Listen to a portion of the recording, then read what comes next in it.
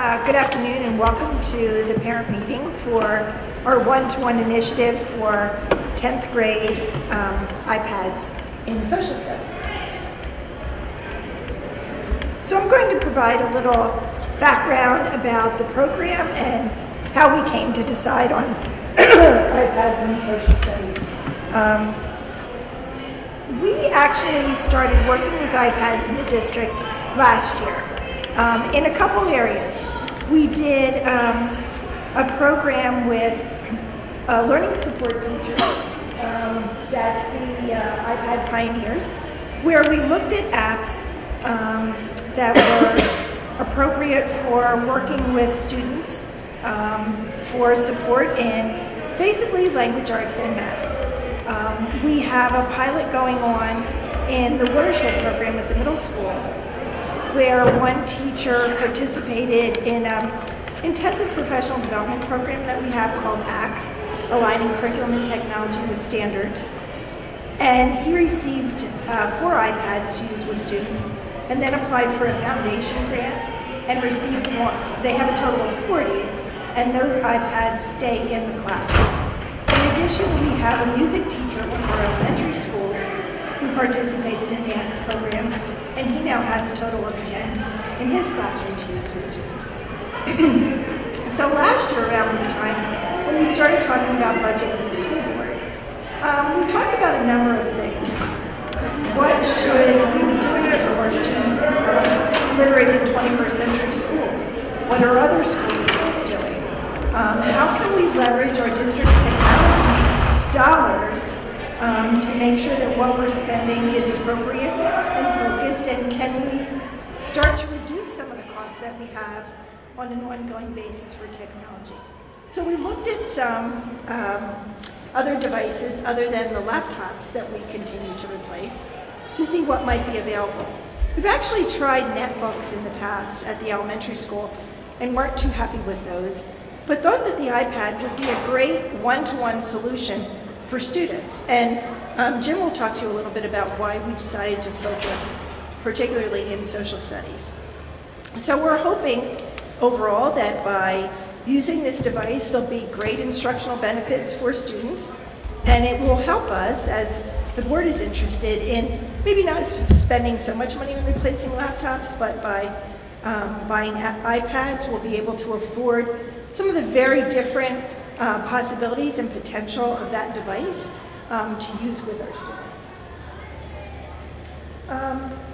We also looked at, and you'll hear a little more about this later, some other one-to-one initiatives in school districts. We made some visits, we did some webinars, we talked to other districts to see what they were doing. And there are many districts who have had one-to-one initiatives at their high school for a number of years. Whether it be laptops or iPads or other devices, this is certainly the first for us. So what will your student be receiving? An iPad like this with a cover that will go home. And this is one of the nice magnetic ones so that when it closes, the iPad goes off. Students will be allowed to have their own covers. We just ask that this one come back at the end of the school year. And a power supply. And we need this back at the end of the school year too. So these will be the items that they will be receiving. You're going to hear a lot more about the particulars of the rollout from Dan Bechtold in a few minutes.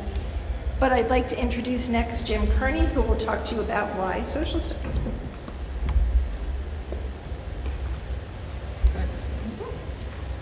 Good afternoon. Certainly iPads have a lot of applications, not specifically in social studies, but across education and certainly in your personal lives and our students' personal lives as well. But we thought that there were a few good reasons why it might be good to try to pilot these in social studies, and specifically at the 10th grade level. The nature of the course in global issues and the world studies is that students are trying to focus on current issues, current events, and take an historic perspective to try and come to deeper understanding of those current issues and current events.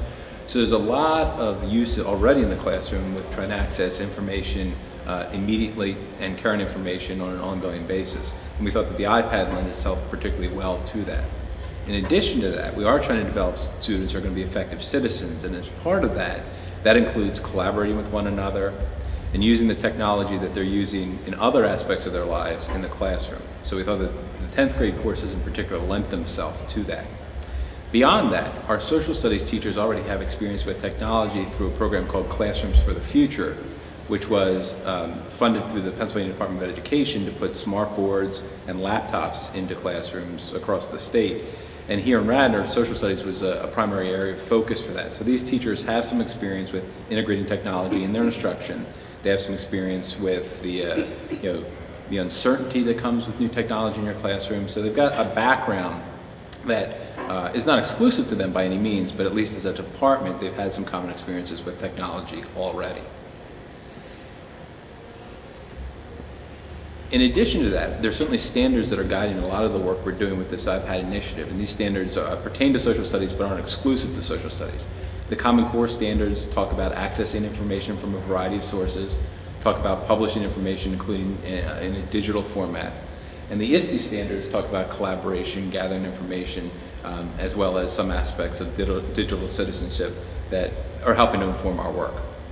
So far, as part of the training that you'll hear about in a few minutes, our teachers have been looking at a variety of different apps and thinking about how do they mesh well or not so well with our curriculum, and then what would be the most appropriate uses for those with students in our classroom. And three of the areas that they focused on as far as categories for types of apps are productivity, information access, and then creation of something, or creativity. One of the ones that they found particularly useful for information access is a program called Zeit, or an app called Zeit, which goes out and gathers newspaper, magazine articles from a variety of different sources from around the world, really, and brings them to the student's laptop. So one of the initial setups or initial uses that the teachers have been talking about is that pretty early on they thought that they would have students set up categories for the major topics in the 10th grade course to pull and gather these newspaper articles that they would read on an ongoing basis and then contribute to a current events portfolio, which is an activity they currently do, but they don't do it using the technology that the iPad provides. With productivity, they've been looking at some things like Dropbox to help students store work to the cloud, as well as Socrative for doing some formative assessments, some basically quick quizzes in a class so that they can gauge a student's understanding or get some input on what the discussion or the topic is or the learning that's going on in that class, as well as Notability, where students can not just take notes but also mark up or annotate PDF files that the teacher provides for them, or that they go out and find themselves, and can also share with one another what it is that they've created. Some of the apps that they are considering for future use, probably a little bit further down the road as far as later after we've rolled the iPads out, would be things like iMovie, GarageBand, and Explain Everything for having either the students produce a product where they've demonstrated their ability, their skills and their knowledge and their understanding, what they can do with what it is that they're learning, or for the teachers themselves to create means for the students to gather and access information. So it's possible that a teacher could record information on Explain Everything, post it to a website, and students would have access to that outside of the classroom as well. Andrew's going to talk a little bit about the professional development that's been ongoing with our teachers since the end of last school year.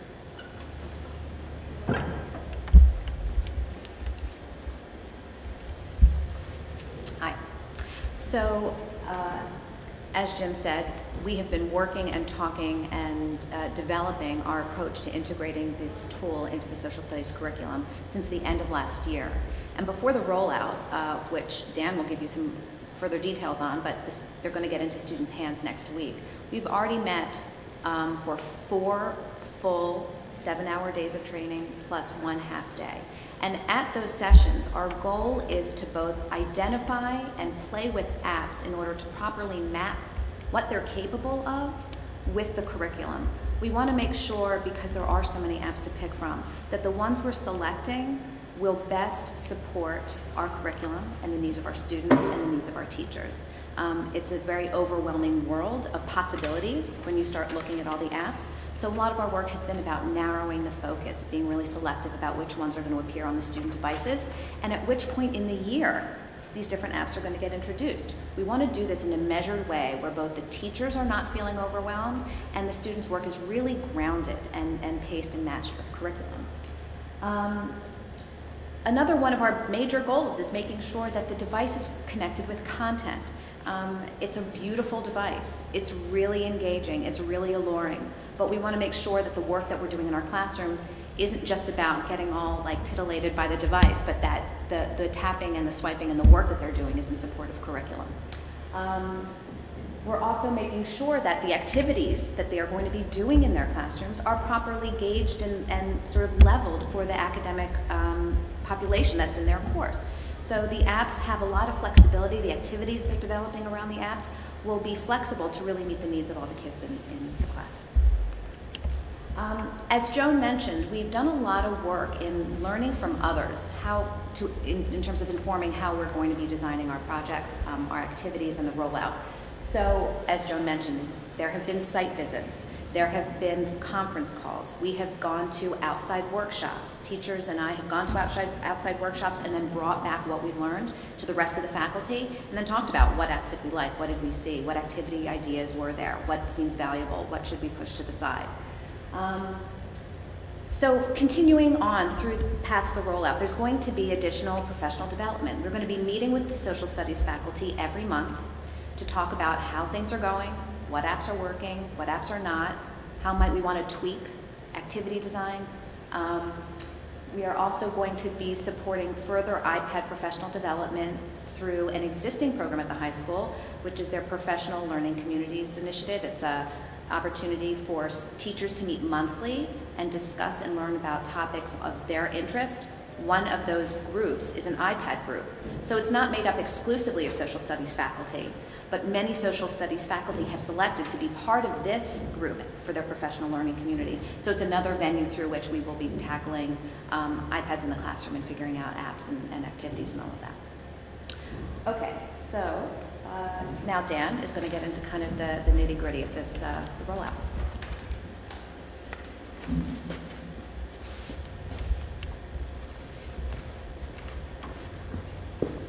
Hello, everyone.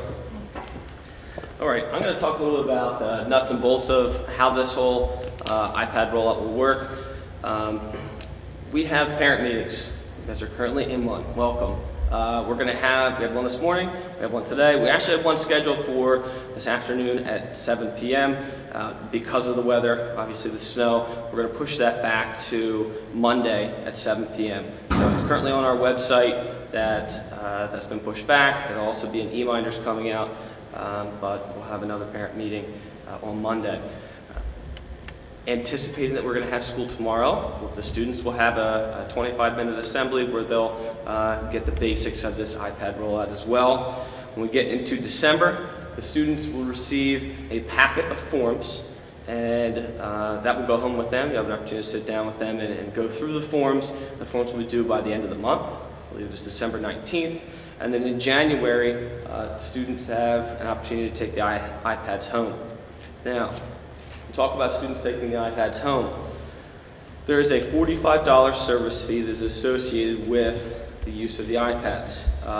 This covers repairs, so if there's the screen gets cracked, there's an accidental damage to the iPad, it covers that. It covers any apps that are purchased for the students.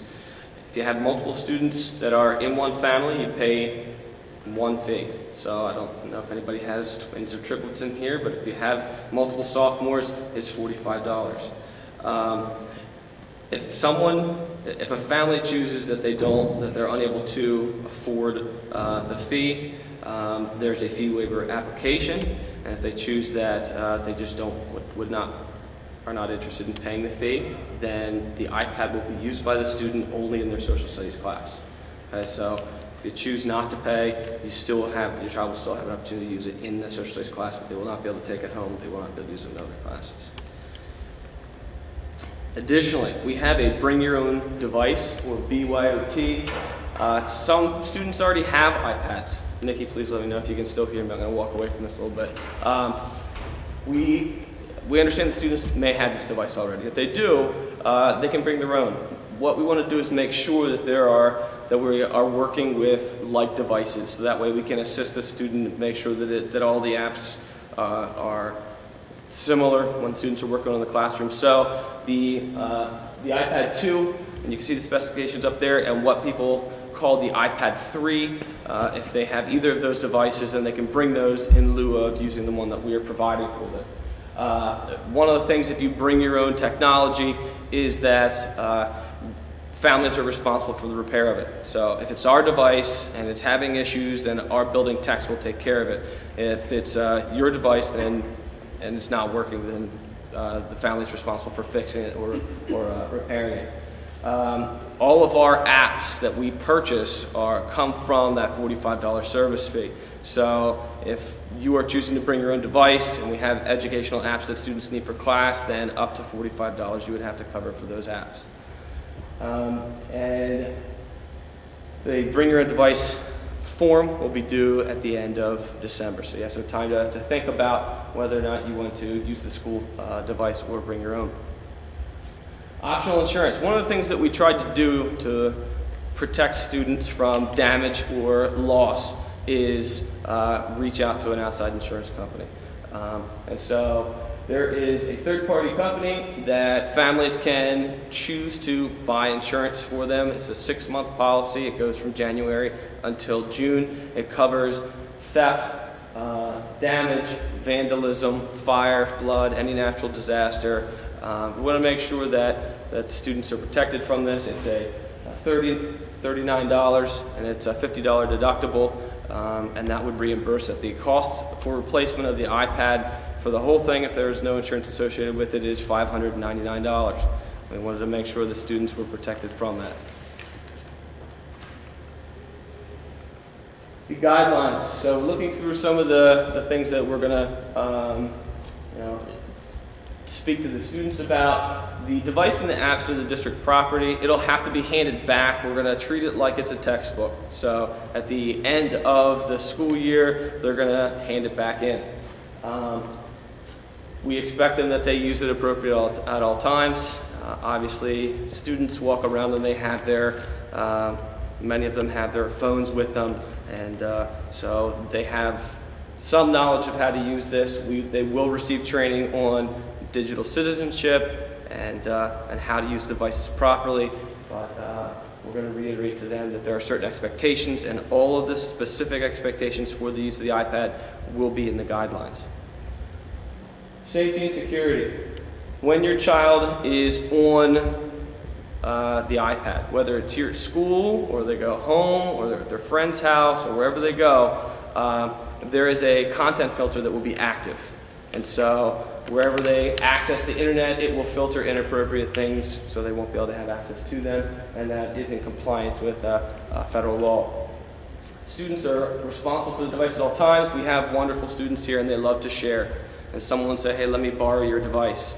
We want to stress to the students that in this case, allowing other students to borrow their device is not necessarily a great thing, because if somebody else loses it or intentionally damages it for them, that is on them. So the last thing is locking their lockers. Loss of property, 85+% of things that are stolen here at Radnor High School come from unlocked gym lockers. And so what we encourage students to do is to lock their lockers.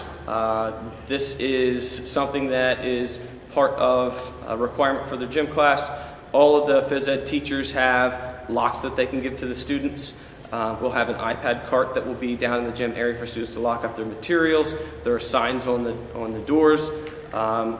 So we're going to stress that making sure that students lock their lockers and they have they have the ability to do that. They can, if they forget their lock, again, they can go to their gym teacher. We do have the school store open every day after school. They can buy locks there. Photos and videos. Students, as I said, many of them have devices on their own that their phones can take pictures, it could take video, and they use it responsibly. We're going to stress to the students that they need to make sure that they have someone's permission and that they're careful with taking videos and pictures. Taking a video of someone or a picture of someone without their permission is not acceptable, and that's in the guidelines, and so we're going to stress that to the students. Apple IDs. In order for the iPad to work, we need to have students have an Apple ID. And they may already have one. If they have one, they can use an existing one. If they do not have one, they'll have an opportunity to create an account. It will require an email address, and accounts can be created without a credit card. So if a parent is concerned that a child may go and download a bunch of apps that are costly, we can assist with helping them set up the Apple iTunes account without actually using a credit card connected to it that would allow them to use this. Anything that they would have on an existing iPad or iPhone or anything like that that would not be appropriate for school, we'd ask them to make sure that it does not get to their school iPad and delete it from there. If the iPad would break, if we'd have an issue, the screen cracks, they need repair, we want to make sure that the students are not without this device in the classroom. We anticipate this is going to go very well. We anticipate the teachers and the students are going to love this and they're going to use it frequently. And so we know that having downtime on an iPad waiting for it to get it fixed is not going to be in our best interest. So what we do is we have an online form. It can be filled out at home, it can be filled out in the library, it can be filled out anywhere the student has the internet access. They'll submit that. They'll go to the tech office. We have 3 openings. It'll be in the morning, right when school opens. We have 1 during the lunches and 1 in the afternoon. The student will hand in the iPad and they will get a loaner for the duration of the repair. That way they are not waiting for an iPad to get fixed. Any student work that is on the iPad needs to be backed up. We're looking at using iCloud or Dropbox, and so we're going to work on training the students to use the different apps that they have on their iPad. We're going to encourage them to either email it to themselves or use one of these apps that we're going to show them how to use, so that way it's not saved locally. If it's saved only on the iPad and we need to re-image it or it gets taken, then their material is going to be lost. So we're going to encourage them to save remotely. Okay. Thank you very much. I'm going to turn the program over now to Mrs. Casano. Thank you. So we're really excited about what's happening next. So as Dan mentioned, tomorrow, weather permitting, we'll be here and we'll have a meeting with all of the 10th grade students, sharing with them a lot of what we shared with you today and a little more. And then next week, Andrea and I will be visiting each World Studies or Global Issues classroom with the rollout when the students get their iPad. So we're really, really excited about this. So where can you get more information if you've forgotten half of what we mentioned today? We have a web page set up on the high school page. There's a link to it from the main page, the main high school page. So if you could scroll down a little bit. There's the letter from Mark that went out in reminders last week. The presentation is there that we're going over right now. There's also an opportunity to submit questions through a feedback form, if you'd like to click that. So we've been working really hard, as we mentioned, connecting with other school districts, meeting more than weekly with teachers, with administrators, talking about what we think we need to anticipate. But there may be some things that we didn't think about. So we really appreciate feedback or questions that you have, and we're going to ask students to be sharing that with us too, because we want to make sure that we've covered all contingencies. When you get the guidelines document, you'll see that we've covered pretty many topics, but there may be something we hadn't considered. So we appreciate feedback from parents and students as well.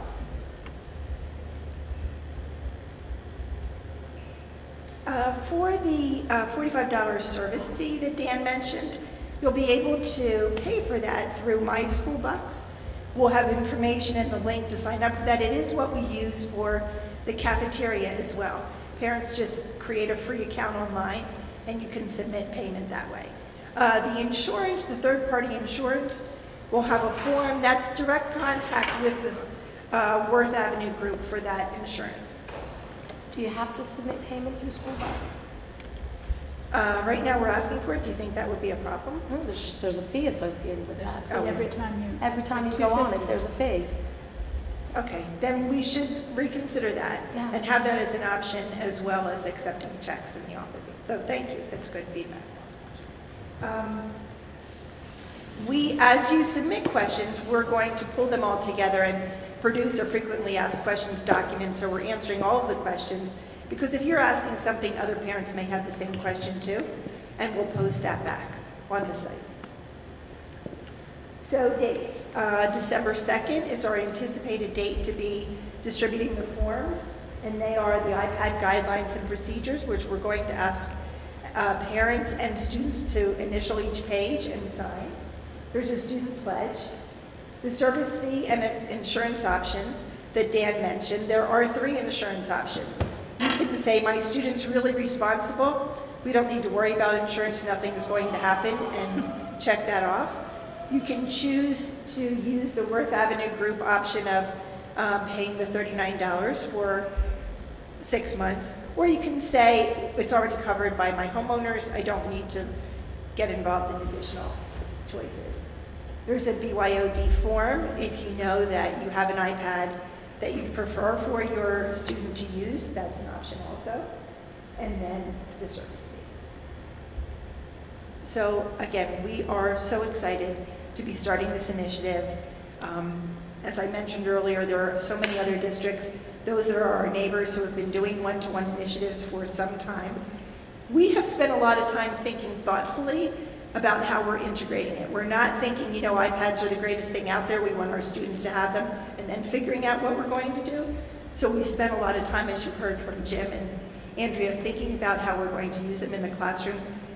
But we know that we've heard already from the kids that they're very excited, and the teachers are very excited, and so are we. So we're really anxious to start meeting with them tomorrow and roll this out to them next week. So thank you so much.